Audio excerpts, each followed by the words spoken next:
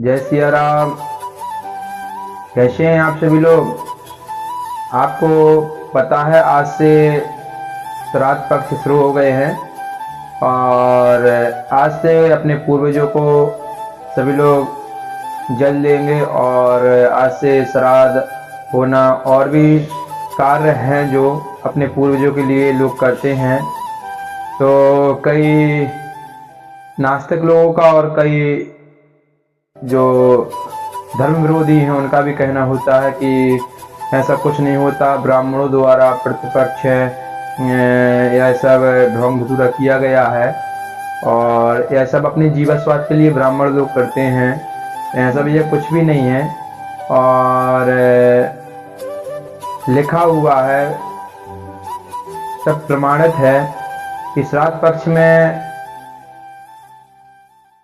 पक्ष में ऐसा करने से महाराज ये होता है। भैया, जब मनुष्य इस धरती पे आता है तो उसके ऊपर तीन ऋण होते हैं। वो कर्जदार होता है और जब तक वह तीन ऋण नहीं चुकते तब तक व्यक्ति की मुक्ति नहीं होती। पुनरति मरणम पुनरति जननम, उसका आना जाना इस 84 लाख की योनियों में लगा रहता है। तो उसकी मुक्ति के लिए महाराज जब तक वह तीन ऋण नहीं चुका देगा तब तक उसकी मुक्ति भी संभव नहीं है। वो ऋण है पितृ ऋण, देव ऋण और ऋषि ऋण। जैसा ही वह माँ के गर्भ से बाहर आता है तो उसको वह तीन ऋण ये आ जाते हैं और इन्हीं तीन ऋण को चुकाने के लिए हर पिता चाहता है कि उसे अच्छी संतान मिले और संतान के द्वारा उसका तर्पण हो और वह इन ऋणों को चुका के वह मेरे जीवन को धन्य करे। ऐसे ही महाराज ये तीन ऋण हैं, तीन ऋण को चुकाने का भी नियम है। सबसे पहले देव ऋण देवताओं का ऋण है जो कि हम पूजा पाठ अनुष्ठान धूप दीप करते हैं, आहुतियों के माध्यम से अपन देव ऋण को चुका सकते हैं।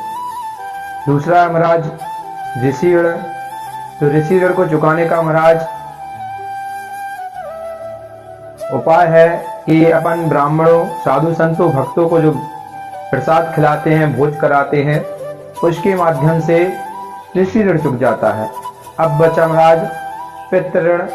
तो पितृ ऋण चुकाने के लिए अपन को पिता जब पालन पोषण करता है, अच्छे संस्कार देता है, तो अपना फर्ज होता है कि अपन उसके इच्छानुसार, परिवार की इच्छानुसार विवाह कर और उसे पिता को सुंदर संतान दे और संतान के माध्यम से महाराज अंतिम समय में जब वो इस लोक से परलोक को सुधारे तब उसे कोई पानी देने वाला हो, जल देने वाला हो, किसी भी लोक में हो, अगर उसको जल मिलेगा पितृपक्ष में, तो बताते हैं पितृपक्ष में जल देने वाले, श्राद्ध कराने वाले लोगों के पितृ जिस लोक में भी हो उसे उसका पुण्य प्राप्त होता है।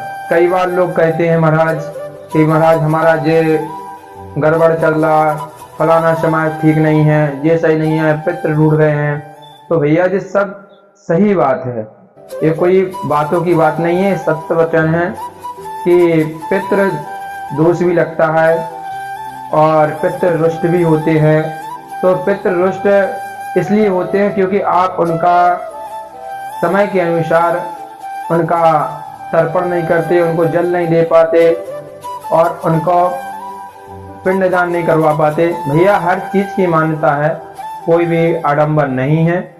तो आप लोग भी महाराज उस चीज को समझें और ऐसा नहीं है, हमारे पास लिखित तौर पे है और लिखित तौर पे महाराज हम आपको बताना चाहते हैं